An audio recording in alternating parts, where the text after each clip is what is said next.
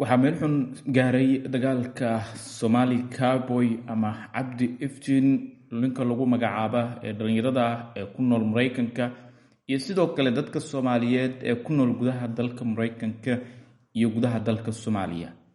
Haddaba muddooyinkii la soo dhaafay waxaa warbaahinta gudaha dalka Mareykanka isku ceersanayay Somali Cowboy ama Cabdi Iftiin ninka loo garanog yahay iyo sidoo kale dadka Soomaaliyeed ee gudaha dalka Mareykanka. Dagaalkooda waxa uu gaaray meel xun waxaana markii dambe la arkayay dad badan oo baraha bulshada caanka kuna nool gudaha dalka Mareykanka oo xoga badan markaasi ka soo fashilay ama banaanka ka keenay Cabdi Iftiin. Dadkaas waxaa kamid ah inka lagu magacaabo Xuseen Jaamac oo YouTube-ka iyo barta TikTok-ga kusoo gudbiyo macluumaad iyo warar iyo xoga markaasi kala duwan. waxaana muddooyinkii la soo dhaafay uu tooshka ku ifinayay inka lagu magacaabo Cabdi Iftiin xaqiiqadiisa dhabta ah. waxaa soo baxaya waqtigan in Somali Cowboy uu wajahayo cadaadis xooggan iyo sidoo kale dacwado ka dhan ah oo dadka Soomaaliyeed ay gudbiyeen. wararka aynu helayno waxay tilmaamayaan in waqtigan Cabdi Iftiin ama Somali Cowboy loogu wacay maxkamadda halka uu ka degan yahay gudaha dalka Mareykanka ku taala, taas oo dacwado kala duwan oo dhowr ah ay ka yaalaan. dhankiisa Cabdi Iftiin waa uu isdifaacayaa. muuqaalo uu warbaahinta qaybta TikTok uu kusoo gudbiyeyna waxa uu dhankiisa sheeganayaa in uu dacwado ka gudbiyey Xuseen Jaamac iyo sidoo kale ninka kale lagu magacaabo Cabdi Xirsi oo ku kala nool Mareykanka iyo sidoo kale Canada.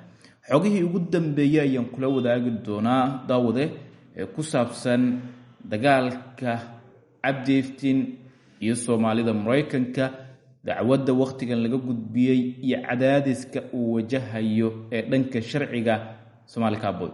soo dhawow muuqaalkan noo like muuqaalkan waxaa ka codsanaya in qof kasta oo warbixintan ay soo gaarto oo fura oo like noo saaro.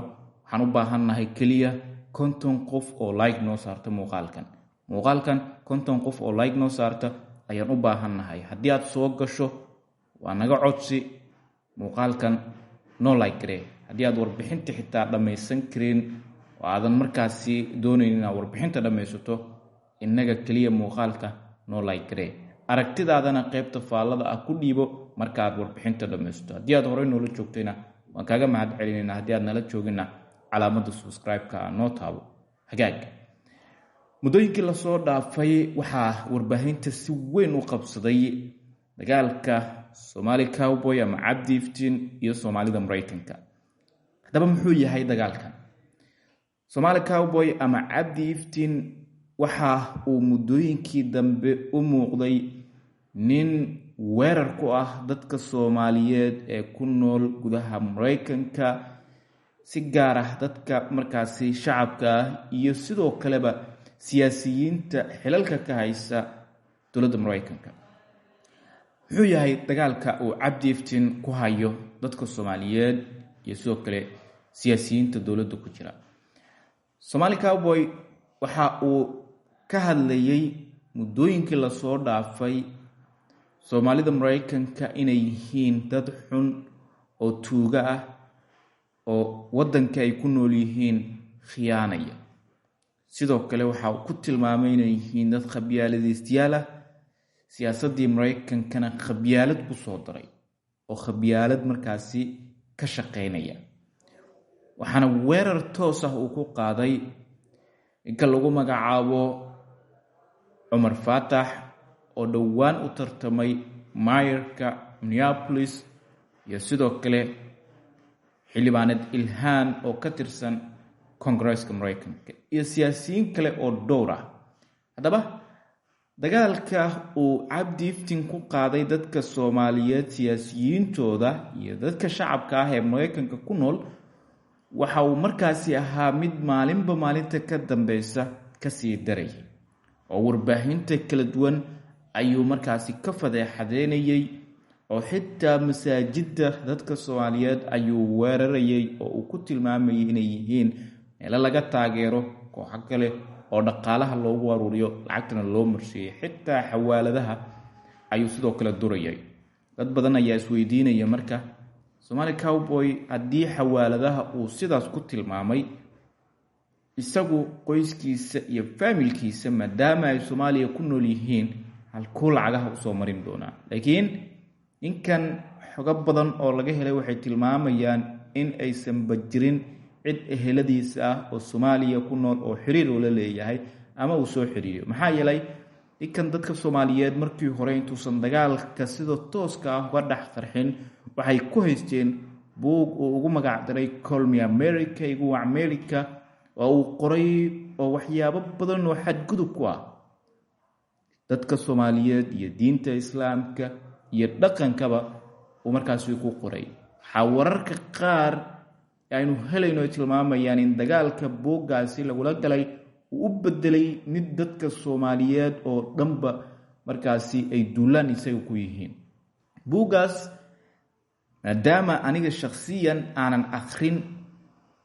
aanan doonayninna inaan aqriyo, haddiiba buuggaas uu ninkaas qoray waxa laga sheegayana ay ku qoran yihiin, waxaa markaasi ka mid ah waxyaabaha la durayo ee buugga ku qoran, in buugga ay ku qoran tahay qayb ka mid ah ama markaasi page ka mid ah ama nuqul ka mid ah buuggaasi ay ku qoran tahay Cabdi Iftiin inuu kaga waramayo hooyadii oo uu ku tilmaamay in iyada oo 40 jir ilaa 60 jir meelaha ah la guday. waa arrin markaasi aad u naxdin badan.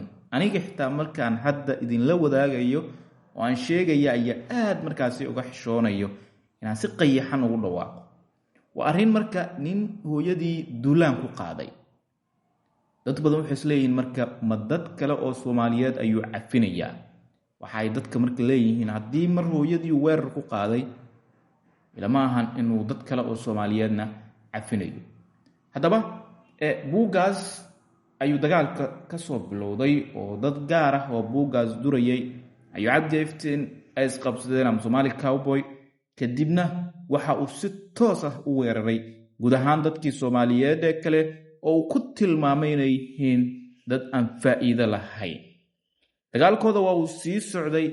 waxa uu bilaabay Cabdi Iftiin in warbaahinada waaweyn uu waraysiyo siiyo lagu weerarayo dadka Soomaaliyeed. waxaana ka mid ah warbaahinada uu waraysiga siiyey warbaahinta ka soo baxdo ee gudaha dalka Mareykanka ee Fox News, isagoo dhowaana markaasi warbaahin kale oo ka soo baxdo gudaha dalka Mareykanka oo lagu magacaabo Daily Mail waraysi siiyey. waraysigii ugu dambeeyana waxa uu markaasi kaga hadlayay Soomaalida iyo sida dowladnimadeeda ku dhisan tahay, sida ay wax u qaybsadeen iyo qabiilada ay kale yihiin, taasoo noqotay fadeexad kale iyo sidoo kale sumcad dil uu ku sameeyay dadka Soomaaliyeed. haddaba waqtigan sharciga ayuu wajahayaa, culeys ayaa saaran oo dhanka sharciga ah, waxaana la filayaa in markaasi maxkamad la soo taago. bal sidee u aragtaa dagaalka Cabdi Iftiin iyo Somali Cowboy? goormuu soo dhammaan doonaa? yaana ku guuleysan doona? ma Soomaalida ayaa ka adkaan doonta Cabdi Iftiin, mise Cabdi Iftiin ayaa Soomaalida ka adkaan doona? waxuu noqon doonaa nin si xor ah banaanka u joogo mar kale sii weerara dadka Soomaaliyeed sharafkooda iyo karaamadooda? qaybta faallada nagula wadaag aragtidaada. aad baa u mahadsantahay.